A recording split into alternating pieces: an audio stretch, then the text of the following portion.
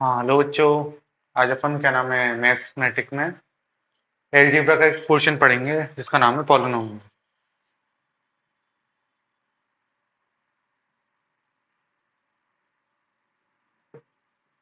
ठीक है। पॉलिनोमियल में अपन क्या नाम है बहुत सारे फंक्शन वगैरह की इक्वेशन वगैरह से रिलेटेड चीजें पढ़ते हैं, फैक्टर निकालना, रूट्स निकालना। इससे रिलेटेड अपन अलजेब्रा में पॉलिनोमियल में पढ़ते हैं चीजों को। इसका बेसिक ये रहता है कि इसमें दो चीज होती हैं, एक तो कांस्टेंट होता है, एक वेरिएबल होता है। वो किस तरह से वर्क करता है वो जानने की कोशिश करेंगे। सबसे पहले आता है अपना वेरिएबल। वेरिएबल वेरिएबल क्या होता है?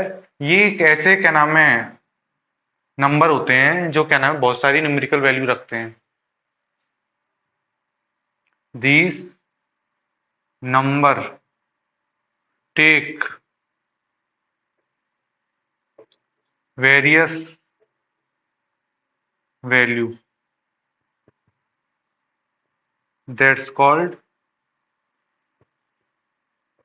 वेरिएबल। तो ये क्या होते हैं, जैसे कुछ नंबर होते हैं, मान लिया मैंने एक्स, इसको मैं वेरिएबल मानूंगा तो एक्स क्या नाम है वैल्यू वन भी रख सकता है। एक्स की वैल्यू वन भी आ सकती है, टू भी आ सकती है, थ्री भी आ सकती है, फोर भी आ सकती है, ऐसे कुछ भी वैल्यू आ सकती है। मतलब ये एक्स बहुत सारी वैल्यू कंटेन कर सकता है, one two three four five से। ऐसे अपन दूसरी दूसरी जो वेरिएबल मान लेते हैं, वाई मान लिया मैंने, ऐसी वाई भी सेम प्रॉपर्टी शो करेगा कि बहुत सारी वैल्यू कंटेन करेगा, जैसे one two three four five six.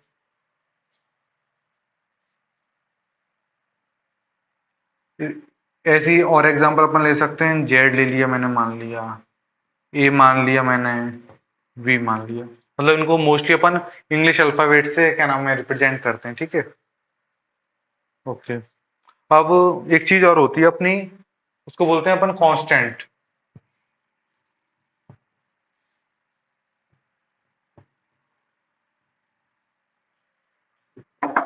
हाँ,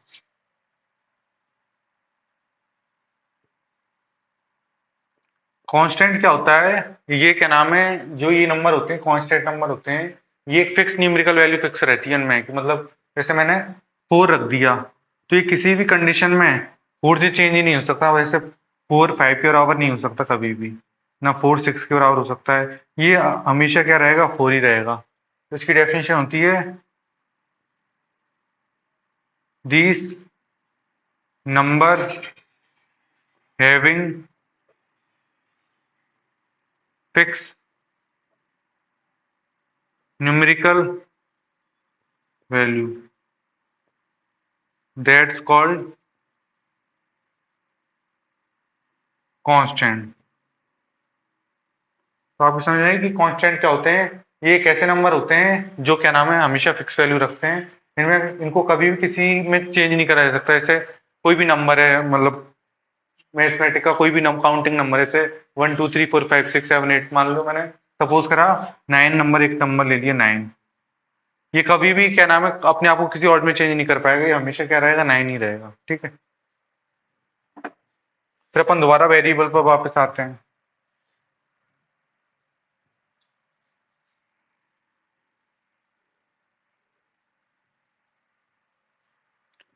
तो वेरिएबल की कुछ प्रॉपर्टी होती हैं।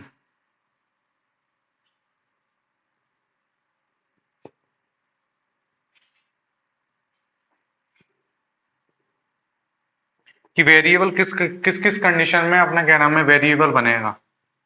वेरिएबल बनने के लिए कुछ ना कुछ कंडीशन तो चाहिए होगी। तो जैसे अपन पहला कंडीशन लेते हैं, जो वेरिएबल की जो पावर होती है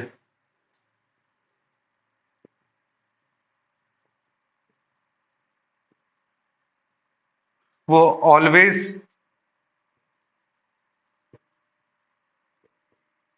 नॉन जीरो होती है। ठीक है। जैसे मान लिया मैंने एक्स की पावर मैंने ले ली सेवन, ये भी क्या हो जाएगा, एक वेरिएबल हो जाएगा। ऐसे ही मैंने मान लिया वाई की पावर क्या नाम है टेन अपॉन थ्री, ये भी क्या होगा, एक वेरिएबल होगा, क्योंकि यहाँ पर पावर क्या है, फ्रैक्शन में। तो ये भी क्या होगा, एक वेरिएबल होगा। ऐसे ही मैं इसको एक डेसिमल में भी ले सकता हूँ। मैंने मान लिया जेड की पावर 0.3। ठीक है। ये भी क्या होगा, वेरिएबल होगा। बट अगर अपन क्या नाम है, ये कह रहा है वेरिएबल की पावर हमेशा नॉन जीरो होनी चाहिए। अब मैंने मान लिया कि वेरिएबल की पावर जीरो है, जैसे मैंने मान लिया 2x की पावर जीरो ले ली मैंने, तो यहाँ मैंने वेरिएबल की पावर क्या ले ली, वेरिएबल x है यहाँ पर, इसकी पावर यहाँ क्या ले ली मैंने, जीरो ले ली। तो इससे क्या होगा, जब भी किसी की पावर जीरो रख देते हैं अपन, जैसे कोई भी नंबर है उसकी पावर मैंने जीरो रख दी, तो वो क्या बन जाता है, हमेशा वन बन जाता है। जैसे मैं यहाँ रख दिया मैंने, वन रख दिया, वन की पावर जीरो भी क्या आ जाएगा, वन आ जाएगा। इसी तरह मैंने टू की पावर जीरो करा तब भी वन आ जाएगा। ऐसे ही मैंने कोई वेरिएबल ले लिया एक्स, एक्स पावर जीरो भी क्या आ जाएगा, वन आ जाएगा।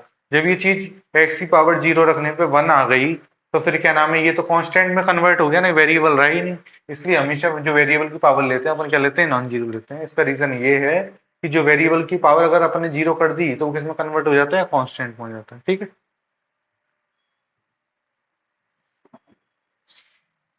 पहली प्रॉपर्टी आपकी समझ आ गई। ठीक है,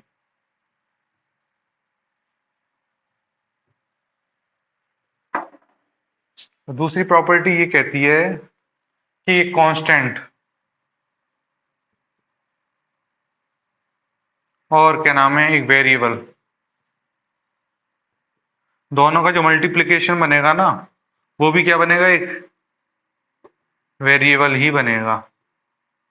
ठीक है, अब इसको समझते हैं अपन। जैसे एक एग्जांपल ले लिया मैंने, टू क्या एक कांस्टेंट नंबर है, मल्टीप्लाई वेरिएबल मैंने ले लिया एक्स की पावर टू, तो ये क्या बन जाएगा, two into x square. Two एक क्या नाम है, कांस्टेंट टर्म है, एक्स स्क्वायर क्या है, एक वेरिएबल टर्म है। जब इन दोनों को मल्टीप्लाई करके लिखेंगे तो उसको क्या लिख देंगे, टू एक्स की power two, two x square. ठीक है, तो ये जो पूरा बन जाएगा ना टू एक्स स्क्वायर, ये भी क्या होगा, एक वेरिएबल होगा। ठीक है, ऐसे और एग्जांपल ले सकते हैं अपन, सेवन एक्स की पावर थ्री, ये भी क्या हो जाएगा, एक वेरिएबल हो जाएगा। 22/7 एक्स की पावर 52/3, यहाँ ये क्या है, कांस्टेंट टर्म है। 22/7 एक्स क्या है, वेरिएबल है, इसकी पावर नॉन जीरो है, तो ये भी क्या पूरा क्या है, एक वेरिएबल है। कांस्टेंट टर्म और वेरिएबल दोनों का मल्टीप्लिकेशन क्या बन जाएगा, ये एक वेरिएबल फॉर्म करेगा। ठीक है, वो अपन अगली प्रॉपर्टी पे आते हैं। दो प्रॉपर्टी अपन जान ली क्या होती है वेरिएबल की।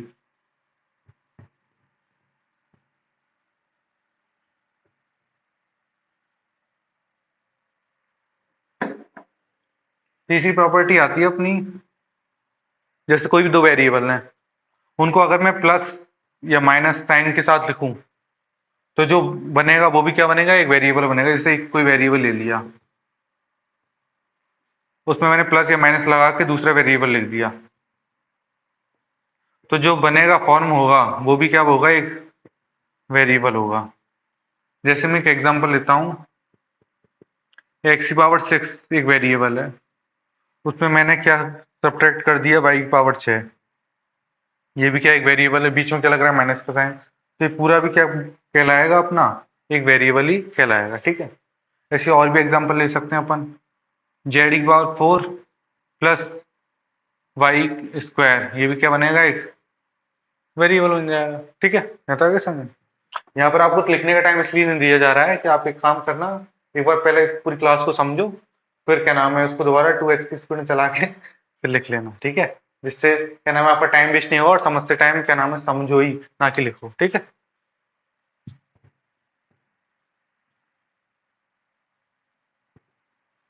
और जो भी आपकी क्वेरीज आए उसको कमेंट सेक्शन में डाल देना कि आपको क्या समझ में नहीं आ रहा, उस चीज को अपन दोबारा क्या नाम है रिजॉल्व करने की कोशिश करेंगे। ठीक है, अलग से वीडियो बना के। फिर आता है अपना, अब अपन ने वेरिएबल के बारे में जान लिया क्या होता है वेरिएबल, है ना। अब और अपन ने क्या नाम कांस्टेंट के बारे में जान लिया। अब अपनी आती है एक एल्जेब्रिक एक्सप्रेशन, फिर अपना आता है कि एल्जेब्रिक एक्सप्रेशन। ठीक है,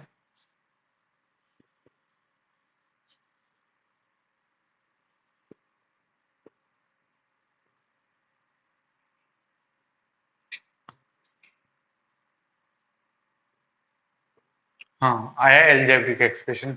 एल्जेब्रिक एक्सप्रेशन क्या होता है, कोई भी क्या नाम है वेरिएबल कांस्टेंट हैं, उनके बीच में अपन प्लस माइनस लगा देते हैं, तो क्या नाम है जो बनती है एक फॉर्मेशन सी बनती है, उसको क्या बोलते हैं, एल्जेब्रिक एक्सप्रेशन बोलते हैं। ठीक है, तो जैसे मैंने मान लिया टू क्या है, एक कांस्टेंट टर्म में एक्स स्क्वायर लगा दिया तो ये क्या बन गया, पूरा वेरिएबल बन गया। इसके बीच में मैंने प्लस लगा दिया, फिर मैंने लिख दिया 7 y⁴, तो इसको पूरे को क्या बोलेंगे, अलजेब्रिक एक्सप्रेशन बोल देंगे। ऐसे ही लिख सकते हैं अपन 3x³ मैंने लगा दिया डिवाइड 2x², ये भी क्या बन जाएगा, एक अलजेब्रिक एक्सप्रेशन बन जाएगी। ठीक है, ऐसे ही लिख सकता हूं मैं 7x⁴ मल्टीप्लाई 2x⁴, ये भी क्या बन जाएगी, अलजेब्रिक एक्सप्रेशन बन जाएगी। ठीक है, यहाँ तक आ गया समझ में? ठीक है, इसको साफ करते हैं। तो इसमें अपन अब आगे चलते हैं थोड़ा सा। ये अभी अपना पॉलिनोमियल पढ़ रहे हैं ना, उसका बेसिक है कि अपन को ये चीज आनी चाहिए, पॉलिनोमियल कैसे बना। पॉलिनोमियल ये जो अपन को 7 दिख गया वो है क्या, कांस्टेंट टर्म है। एक्स दिख गया, वाई दिख गया, ये क्या चीजें, वेरिएबल हैं, ये किस तरह से बिहेव कर रहे हैं, इसके लिए अपन ये सब बेसिक डेफिनेशन पढ़ रहे हैं, समझ रहे हैं। ठीक है,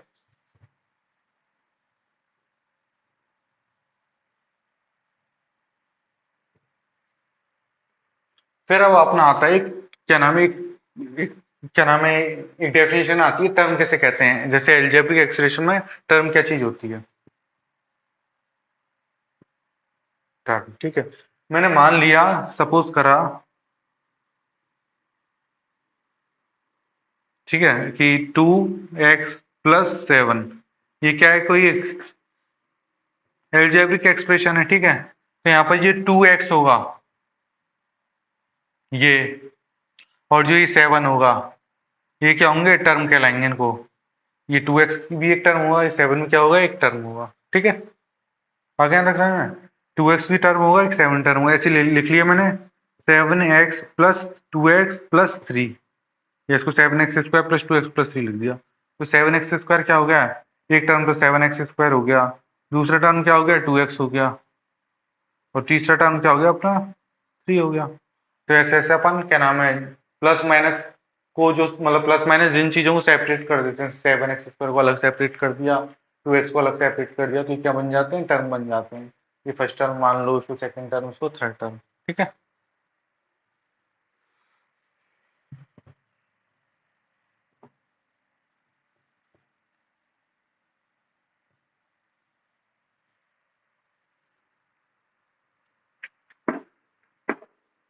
फिर अपना आता है कोफिशिएंट ऑफ टर्म। ठीक है,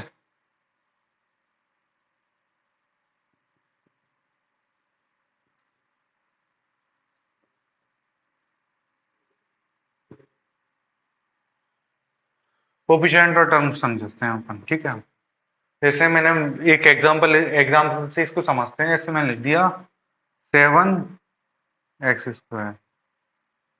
ठीक है, तो यहाँ पर ये 7 होता है, एक तो ये x² के रिस्पेक्ट में ये क्या हो गया, कोफिशिएंट हो गया 7। ऐसी जो x² है ये 7 के रिस्पेक्ट में कोफिशिएंट है। कोफिशिएंट का मतलब होता है गुणांक, मतलब कोई चीज किससे गुणा है। जैसे 7 किससे गुणा है, मल्टी x² से गुणा है, तो 7 क्या किसका गुणांक हो गया, या कोफिशिएंट हो गया, x² का हो गया। ऐसी x² किससे मल्टीप्लाई है, गुणा है, वो 7 से गुणा है, तो ये 7 के रिस्पेक्ट में क्या हो गया, एक कोफिशिएंट हो गया। ठीक है, तो ये नंबर आएंगे ना, ये नंबर नंबर की फॉर्म में आएंगे, जो जैसे कांस्टेंट टर्म होंगी उसके कोफिशिएंट को तो अपन बोलते हैं अपन न्यूमेरिकल कोफिशिएंट। ठीक है, और जो ये x², ये टर्म है, ये क्या है, वेरिएबल टर्म है, इसके जो कोफिशिएंट बनेगा, जब ये वेरिएबल कोई कोफिशिएंट बनेगा तो उसको बोलेंगे अपन लिटरल कोफिशिएंट। ठीक है,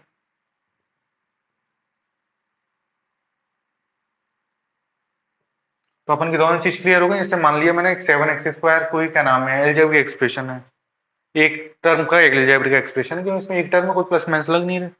तो यहाँ जो 7 बनेगा, जो 7 है, जो क्या है, कांस्टेंट टर्म है, इसको अपन क्या बोलेंगे, x² के रिस्पेक्ट में न्यूमेरिकल कोएफिशिएंट।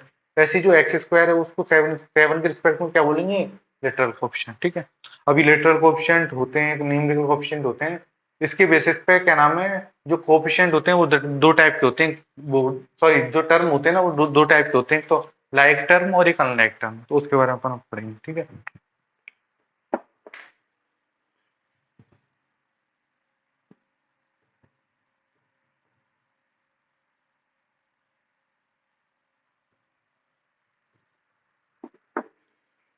हाँ, पहला आता है अपना लाइक टर्म।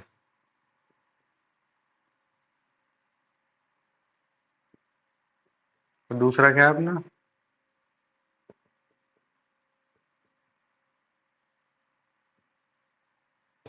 अभी अपन ने जस्ट इससे पहले पढ़ा था कि क्या नाम है, जो अपने लिटरल कोएफिशिएंट क्या होते हैं, जो वेरिएबल वाले होते हैं वो लिटरल कोएफिशिएंट होते हैं, जो लैग टर्म होता है ना उसमें जो लिटरल कोएफिशिएंट होते हैं वो क्या होते हैं, सेम होते हैं। Here literal coefficient are same. जैसे इसके एक एग्जांपल लेता हूं मैं, 2x² प्लस 7x²। तो यहाँ x² ये और ये, इन दोनों टर्मों में x² क्या है, कॉमन है। यहाँ भी x² है, यहाँ भी x² है। और जो x² है, x क्या है, वेरिएबल टाइप का है, मतलब जो वेरिएबल वाले कोएफिशिएंट है, मतलब जो लिटरल कोएफिशिएंट है वो क्या है, सेम है। तो ये क्या टर्म, ये क्या टर्म हो जाएंगे, ये लाइक टर्म हो जाएंगे, 2x² और 7x² यहाँ पर, ठीक है। ऐसे ही जो अनलाइक टर्म होते हैं उनमें जो लिटरल कोएफिशिएंट होते हैं यहाँ सेम थे, तो यहाँ क्या होंगे, सेम नहीं होंगे। Here literal coefficient are not same, ठीक है। इसका अपन एग्जांपल ले सकते हैं, जैसे एग्जांपल ले लिया मैंने, एक टर्म तो है अपना 2x² y, ठीक है, और दूसरा अपना टर्म है अपना क्या नाम है, 2x y²। तो यहाँ देखो जो क्या नाम है लिटरल कोएफिशिएंट थे, यहाँ तो पहले में तो क्या है x² y है, दूसरे में क्या है xy²। है तो ये क्या है, अपने अलग अलग हैं, पर जो न्यूमेरिकल कोएफिशिएंट है दोनों में क्या है, सेम है। तो ये क्या कहलाएंगे अपन के, अनलाइक टर्म, क्योंकि अपने यहाँ लिटरल कोएफिशिएंट सेम नहीं है। मेन मुद्दा ये है कि इसमें कि अपन को लिटरल कोएफिशिएंट देखना है कि सेम नहीं है, तो ये क्या हो जाएंगे, अनलाइक टर्म हो जाएंगे, ठीक है।